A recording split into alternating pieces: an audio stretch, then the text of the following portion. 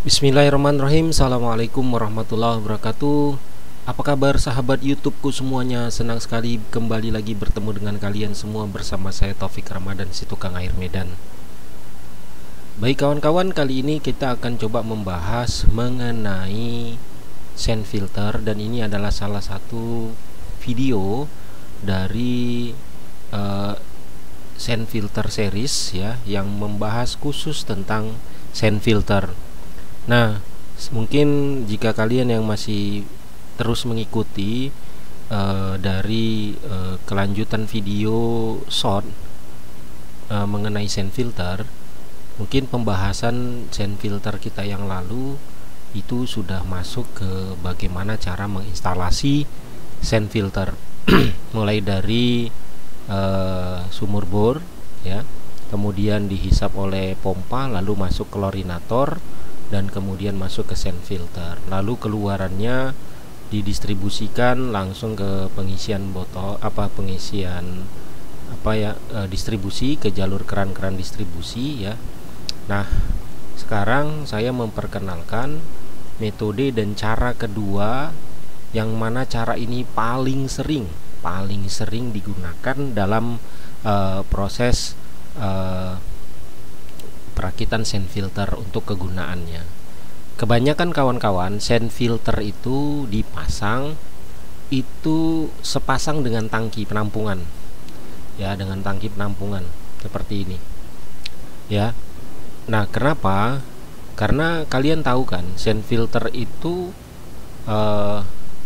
banyak menggunakan tabung bekas chemical atau tabung baru yang mirip dengan bekas chemical, yang itu tabungnya ukuran mulai dari 160 liter sampai dengan 250 liter. Nah, yang kalau kalian lihat ini yang ukuran 250 liter. Nah, kalau ini kita terapkan, konsep ini kita terapkan sebagai penyaringan sederhana seperti yang ada saya tampilkan di video short kemarin itu, artinya setelah dari sand filter langsung ke keran air, maka ini belum bisa diterima oleh beberapa kalangan masyarakat, berapa lapisan masyarakat, khususnya menengah ke atas. Kenapa? Karena mereka akan mengatakan airnya kecil gitu, harus berdasarkan dari banyaknya air yang berkumpul di sand filter ini gitu. Nah, jadi itu kurang efektif. Nah, artinya pemborosan juga listrik, karena mereka akan mengatakan pompa saya harus menyala terus, sand filter juga bekerja. Nah, jadi kita butuh jalur yang dapat jalur air yang panjang, atau mungkin yang rumahnya lebih dari satu lantai, misalnya 2 lantai ya, ini tidak bisa diimplementasikan model sand filter tipe seperti ini, tipe perakitannya.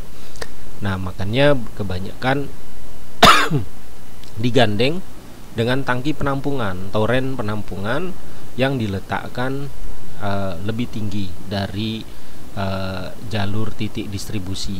Misalnya kebanyakan kalau pakai tower gini, atau langsung diletakkan di lantai 2 atau kotak sabun kalau dia model ruko. Nah, jadi cara penginstalasiannya kawan-kawan, kalau kalian lihat di sini, yaitu setelah sand filter, setelah output dari jalur sand filter itu masuk ke pompa. Nah, kalau kalian masih ingat, kalau misalnya sebentar saya coba. Oke, sebentar. Ini silau saya kembalikan lagi nih ke bawah.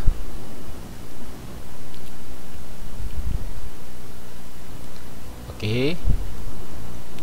Nah, kalau kalian lihat, oh sorry,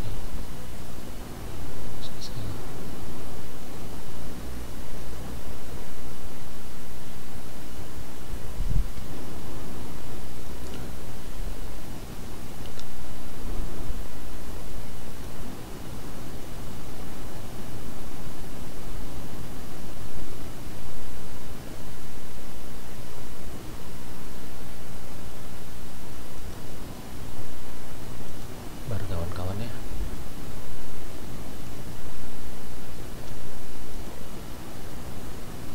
Nah, bagi kalian yang masih ingat kan kemarin mengenai jalur-jalurnya, ya saya coba tambahin lagi keterangan agar kalian bisa lebih memahami ya.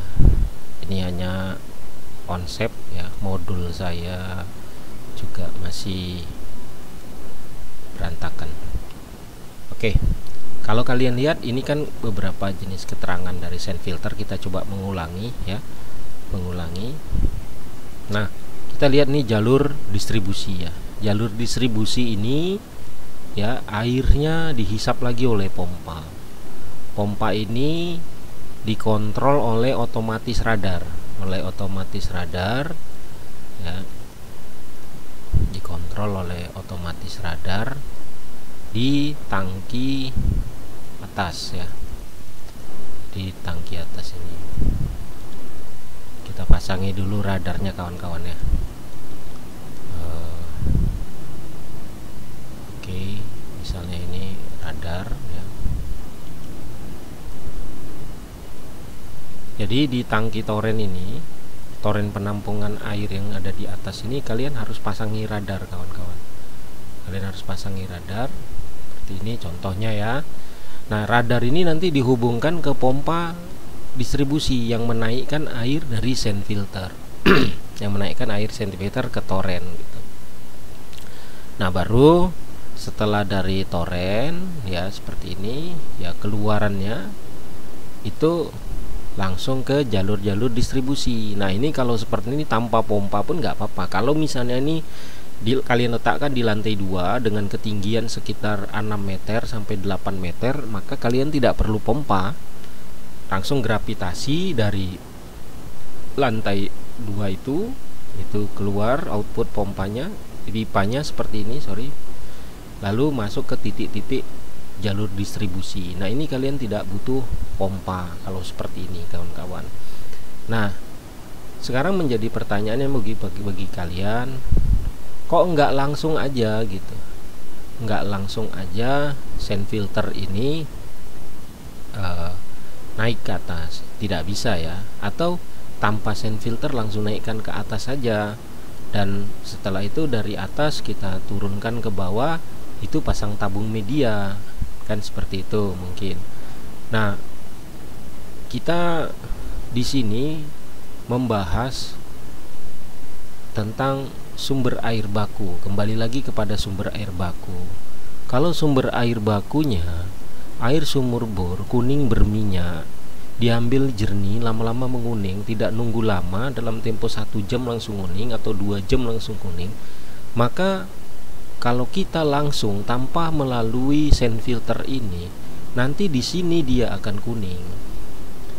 Nah, kalau di sini kuning, memang benar kalau turunannya kalian pasang di sini tabung media, ya, kalian pasang di situ tabung media, ya istilahnya memang bisa ketangkep. Tapi toren kalian ini kan akan kotor gitu. Toren kalian itu akan cepat kotor gitu. Nah, jadi itu kasihan torennya. Siapa yang mau nguras tangki di lantai atas seperti ini gitu. Ya, memang di konsep saya yang lain, misalnya di konsep saya yang lain, sebentar ya, itu memang saya naikkan sumur bor langsung ke toren gitu. Langsung ke toren. Saya masukkan sumur bor langsung ke toren seperti ini ya, kawan-kawan lihat. Nah, kadang-kadang saya tanpa tabung media, langsung dari sumur bor atau sumur gali itu langsung saya naikkan ke toren. Seperti ini. Baru dari toren itu saya sudah hisap lagi pompa, bagian distribusinya saya masukkan ke tabung media. Nah, ini kalau yang ini pakai UF karena ini untuk pengolahan ternak ayam, kawan-kawan, air minum ternak ayam. Nah, ini saya terapkan seperti ini. Kenapa saya di sini kok ada tabung media juga? Ini waktu itu kasusnya ini air sumurnya tercemar nih kawan-kawan, bau lumpur campur kotoran ayam gitulah, karena mungkin daerah sini kan daerah ayam. Nah, ini saya saring dahulu dengan tabung media, Saya isi di sini pasir silika yang halus kemudian dengan karbon aktif yang iodin bagus. Nah, dari sini airnya bersih di toren ini. Apa fungsi toren? Fungsi toren ini apabila mati lampu, walaupun pompa ini tidak nyala, masih bisa memberikan gravitasi tekanan. Makanya saya naikkan ke atas. Yang kedua, agar ini toren airnya bersih gitu. Bersih. Setidaknya selain saya mau ngambil tujuan utamanya gravitasi agar mati lampu tetap dapat air, yang kedua menjaga agar mutu kualitas airnya itu sudah baik walaupun nanti di bawah disaring lagi. Kalau langsung bang gimana ya? Kalau langsung saya tanpa tangki penampungan di atas ini ya, kalau mati lampu kasihannya nggak ada air untuk kandang ayamnya. Nah, ini salah satu contoh. Nah, kadang-kadang saya bilang kita fokus ke sini, ke input. Kadang-kadang saya tidak pakai tabung media, langsung aja dari sumur ke atas. Biasanya kalau sumurnya bagus gitu. Kalau air sumurnya bagus, misalnya untuk pemakaian rumah tangga, air sumurnya bagus, cuman saja masih sedikit menguning. Nah, saya lihat ya udah ambil, naikkan aja ke atas gitu. Naikkan aja ke atas. Misalnya PDAM, misalnya jalurnya ini PDAM, dia naikkan dulu ke toren, dari toren baru turun gravitasi pakai tabung media, baru ke distribusi. Ya itu lihat situasi kondisi air lah pokoknya ya, situasi kondisi air bakunya. Nah, untuk kasus yang di sini kita kembali, yang di sini ini air sumur bor pendek kawan gitu. Nah, kalau ini misalnya air sumur bor dalam, kedalaman 80 sampai 100, kalian tidak perlu sand filter walaupun kandungan kualitas kandungan air sumur bor dalam itu nggak bersih-bersih kali juga, lama-lama mau menghitam. Nah, kalau dipasang sand filter lebih bagus lagi. Tapi kalau kalian rasa sumur bor dalam kalian itu bersih dan kalian hanya untuk pemakaian rumah tangga dan keperluan biasa saja, nggak usah ada sand filter ini kawan, langsung dari sumur bor. Ini kompresor udara dia, itu kompresor angin, ya udah langsung tembak, kirimkan aja ke tangki toren ini yang ada di tower atau di lantai 2. Langsung di sini simpan, nggak masalah. Walaupun lama-lama ini airnya hitam, torennya itu pinggiran dalamnya hitam karena efek dari sumur bor dalam itu seringannya menghitam dinding dari toren. Nah, kemudian turun ya, kalian mau saring lagi, tidak saring lagi nggak masalah kalau sumur bor dalam. Nah, yang kita bahas ini sumur bor pendek, karena sand filter ini atau slow sand filter ini itu kebanyakan digunakan di sumur bor pendek. Nah, yang airnya diambil jernih tapi bau karat, bau besi, lama-lama 1-2 jam langsung kuning kayak sirup markisa gitu, kuning gitu, kayak cappuccino, kuning gitu ya. Krim dia. Ya seperti air sungai gitu. Nah, alangkah lebih baiknya kalian buat dulu sand filternya di bawah. Kalian boleh letakkan ini sand filter langsung di dasar lantai, boleh dinaikkan seperti ini, itu terserah. Saya hanya menyambung dari video saya yang kemarin. Saya naikkan di atas lantai. Nah, kemudian saya hisap dengan pompa, baru saya kirim ke toren. Nah, dari toren ini airnya sudah bersih, Bang. Ya kalau di sini kalau pakai sistem sand filter ini biasanya air yang keluar itu sudah jernih, sudah bersih. Nah, di atas Bang terpanggang matahari gimana? Ini kan tangki, kadang-kadang mau terpanggang matahari. Memang kadang-kadang itu disesuaikan dengan kandungan zat padat terlarut dari air sumur bor kalian. Kalau tinggi ini terpanggang matahari kadang-kadang mau kuning nih, keluarnya masih kuning. Nah, bagi kalian yang mengimplementasikan ini, kebetulan ada teman saya yang bertanya, Bang, saya ada memelihara bebek ternak ya, itu khusus petelur ya, bebek petelur itu Bang, air tempat saya kuning berminyak, apa sarannya? Nah, ini ke yang kalian yang bertanya itu, abang yang bertanya ini cocok nih abang pantau. Nah, jadi air sumur bor abang dibuat seperti ini Bang. Dibuat seperti ini baru disimpan kotower ini. Nah, di sini airnya sudah lumayan, walaupun sedikit keruh, itu sudah lumayan, airnya tidak bau besi lagi. Jadi bebek abang tuh selamat gitu. Kan bebek itu bebek air ya, dia buat kandang bebek itu luas sekali. Nah, di situ dia kasih bak-bak, kolam-kolam kecil, kolam-kolam pendek yang diisi air. Nah, airnya selama ini menguning, bau besi. Nah, itu bebek-bebeknya banyak yang sakit. Kadang-kadang jadi macet telurnya, tidak mau bertelur dengan baik karena mungkin meminum air yang kurang bagus. Nah, jadi ini bisa diterapkan. Bahkan untuk yang ternak ayam ini mungkin bisa diterapkan juga.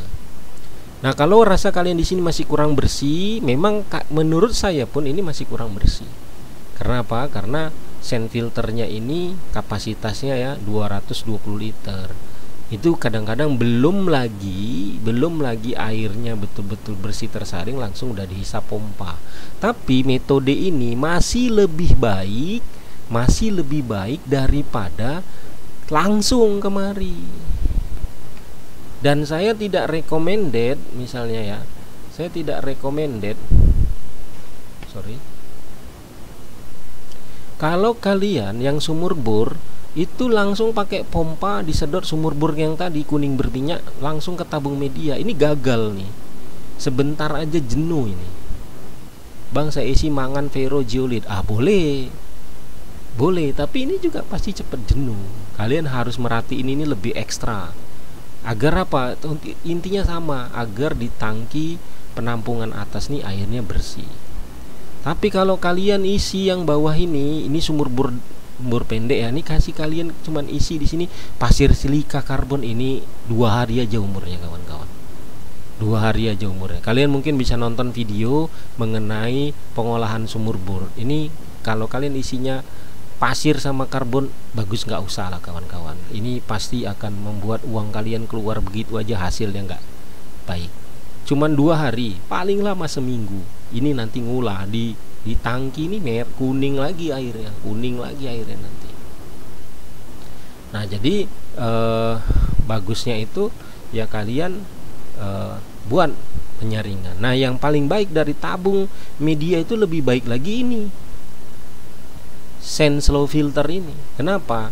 Kalau di tabung media tadi itu rangkainya tertutup kawan, vakum. Kalau ini dia terbuka, ada udara, ada cahaya, ini teraerasi, airnya jatuh menyemprot dengan besar. Nah, kalau kalian ingin lihat videonya, kalian bisa lihat video di YouTube, banyak kan implementasinya. Ada senior saya itu Ikigai yang jual self filter ini, itu kalian bisa beli ke situ. Atau yang seperti teman-teman kita ada Supri TV, atau mungkin ada Dohar ya kan, yang memang khusus membahas tentang sand filter. Nah, itu kalian bisa lihat bahwasannya banyak manfaatnya gitu, penempatan sand filter ini dengan rangkaian terbuka ini, karena benar-benar hasil airnya itu baik dan kalian mudah memaintenance-nya. Cukup mengaduk-ngaduk dengan tangan saja, kemudian ya kalian buang dari saluran overflow ini, ya udah airnya kan yang kotor akan terbuang ke saluran limbah ya, terbuang ke saluran limbah ke sini, terbuang ke sini ya kan. Nah, jadi nanti supaya udah bersih baru kalian tutup semua stop krannya, maka kalian jalankan lagi, ya udah airnya sudah bersih, tidak berubah lagi. Kalau memang masih jenuh medianya, ya kalian cuci dengan hidrogen peroksida, dengan HCl seperti itu, mangan, ferro itu kan bisa dicuci lagi kawan, bisa dicuci lagi.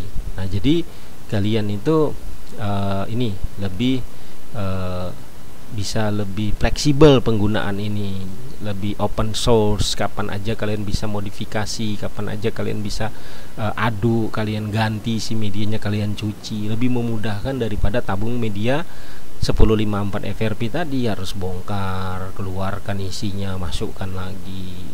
Memang kalau dari segi perawatan maintenance tabung FRP 1054 itu mudah, hanya tinggal memutar engkol, tidak seperti ini harus memutar banyak stop kran. Tapi ya itu Allah bisa, karena kebiasaan kalian menggunakan ini juga nanti lama-lama lihai ya. Kalian bisa atur kadar kaporitnya untuk menekan perubahan oksidasi dari air ya. Nah itu sepintas. Nah kemudian kita bahas di sini. Nah khusus kepada abang peternak bebek, petelur dan juga ayam. Nah ini kalian rasa masih kurang di sini, dan khusus untuk ayam peternak ayam daging ya, ayam potong, yaitu kalau airnya masih keruh kalian boleh tambahkan misalnya tabung media. Kalian tambahkan tabung media ya, seperti ini. Sorry ya, ini saya dulu. Masya Allah.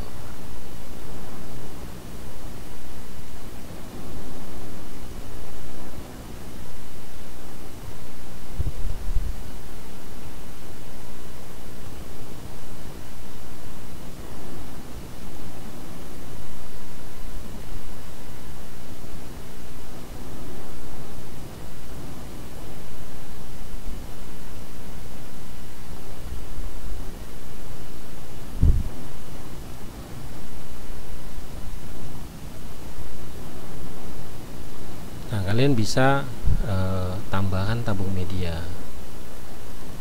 Kalian tambahkan tabung media. Bentar, saya coba geser dulu ini.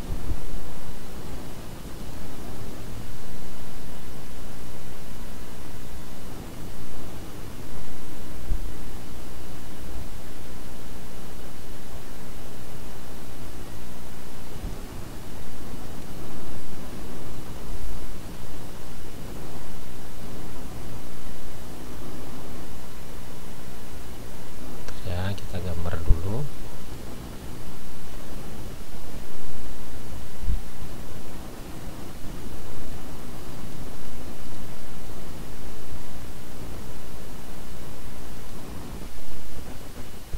Ya mungkin bagi kawan-kawan sudah bisa ya memahami sedikit apa yang saya maksud tadi. Kalau kalian rasa di sini masih kurang jernih, keturunan dari torennya masih kalian rasa itu masih kurang jernih, maka kalian bisa menambahkan tabung media seperti ini. Nah di sini airnya itu yang tadinya masih kurang jernih, yang masih sedikit keruh, ini kalian hisap lagi dengan pompa. Kalau kalian langsung gravitasikan tangkinya ini langsung dioper ke tabung FRP ini, bisa nggak bang? Bisa. Cuman problemnya nanti karena ini berdasarkan gravitasi, kalau tangki kalian terlalu kecil,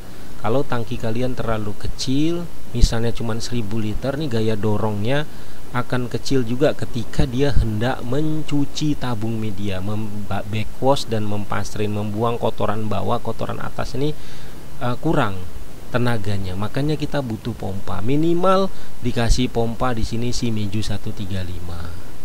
Shimizu 135 kalian pasangkan di sini untuk memperlancar ketika membackwash, itu yang maksudnya. Bukan ya kalau mau dipakai biar lebih kencang karena mau mendorong jalur yang sangat jauh, titik-titik kolam yang sangat jauh atau titik pipa distribusi yang jauh, kalian boleh kalian pasangkan pompa ya.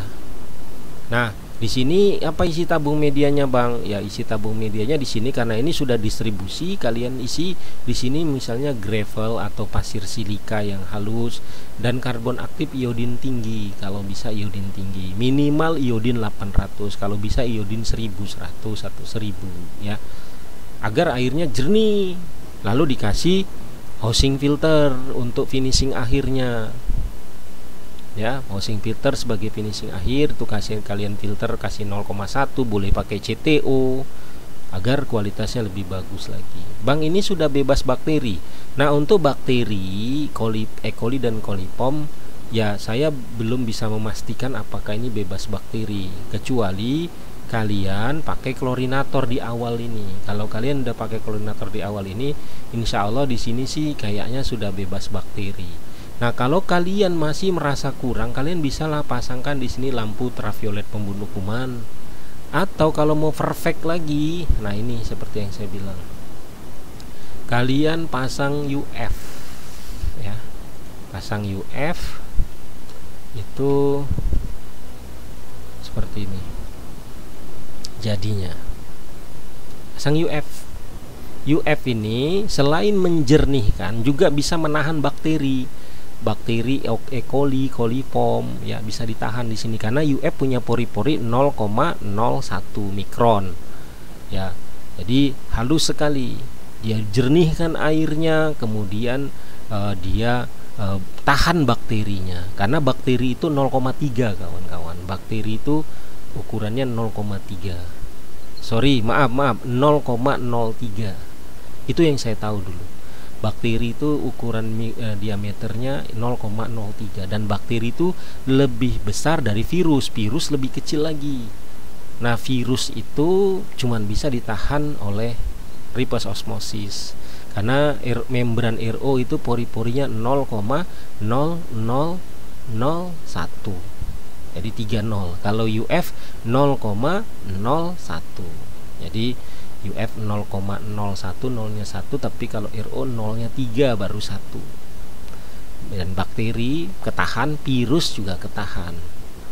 Cuman saya dengar untuk corona RO belum bisa nahannya katanya, wallahu a'lam. Nah, jadi penempatan sand filter, gaya sand filter yang kedua itu adalah kalian letakkan sand filter sebelum toren penampungan, dan ini yang lazim sering dipasang. Nah, keluaran dari toren itu relatif itu dikondisikan dengan keperluan kalian. Nah, kalau konsep seperti ini bisa diaplikasikan untuk seperti tadi teman saya yang memelihara bebek petelur yang butuh banyak air. Bebek petelur kan bebek air itu banyak air. Nah, kemudian itu peternak ayam potong agar airnya bersih. Nah, ini bisa kalian implementasikan seperti ini. Nah, semakin banyak hewan ternaknya, mungkin tabung medianya ini digedein, UF-nya dibanyakin, pompanya dibesarin. Hanya tinggal pengaplikasian saja. Dan ini adalah konsep sederhananya, ya kawan-kawan. Nah, jadi pengaplikasian sand filter itu bukan hanya sekedar untuk rumah tangga. Kadang-kadang saya gunakan sand filter ini di kapasitas yang lebih besar lagi. Sand filter ini juga banyak kawan-kawan. Kalau misalnya di Medan itu ada namanya produk Ferrofilter. Ferrofilter itu ukuran sand filter yang besar yang dirakit menggunakan fiberglass, ya, menggunakan fiberglass. Oke kawan-kawan, ini sedang saya render sand filternya sambil menunggu ini. Bagi kawan-kawan yang merasa video ini bermanfaat, silahkan kalian like. Yang kalau kalian rasa ini video ini cocok untuk dibagikan, silahkan kalian bagikan dan share pada kawan-kawan kalian. Dan bagi yang belum subscribe, tolonglah subscribe video saya ini karena subscribe itu gratis. Dan kalian aktifkan loncengnya agar kalian senantiasa mendapatkan notifikasi terbaru dari video-video saya. Nah, ini kawan-kawan adalah hasil rendernya. Nah, saya menggunakan aplikasi merakit instalasi ini, ilustrasi ini menggunakan SketchUp Pro 2021 dan rendernya saya menggunakan Enscape, ya, Enscape 3,1 versi 3,1. Jadi banyak sekali manfaat aplikasi ini bagi saya karena saya bisa mempresentasikannya kepada kalian semua agar ilmu air ini bisa dinikmati bersama-sama agar perkembangan teknologi air di negara kita itu menjadi lebih baik dan lebih maju ya. Saya akan coba screen kan ya, saya akan coba screen agar ada untuk thumbnail video saya ya. Kawan-kawan, mungkin itu saja penjelasan dari saya. Semoga video ini bermanfaat, mudah-mudahan bisa memberikan inspirasi kepada kalian. Walaupun ini sekedar konsep, tapi saya coba merangkai konsep ilustrasi ini serealita mungkin dengan kenyataan nanti di lapangan ya. Insya Allah saya buat video ini sedetail mungkin, seril mungkin agar kalian bisa mengimplementasikannya. Nah, ini memang video ditujukan kepada kawan-kawan kita yang sudah pro, yang sudah berkecimpung di dunia air tapi belum berani berbuat karena mungkin minimnya pengalaman. Nah, ini bisa kalian jadikan rujukan. Nah, bagi kawan-kawan yang masih newbie, masih baru terjun, ya mungkin kalian perlu banyak belajar dan konsultasi lagi.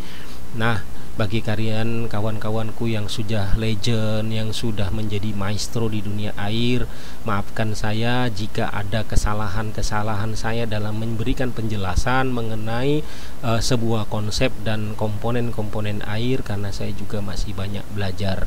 Nah, kawan-kawan semuanya, mungkin itu saja yang bisa saya sampaikan kepada kalian. Terima kasih banyak atas segala perhatiannya. Mohon maaf atas segala kesalahannya.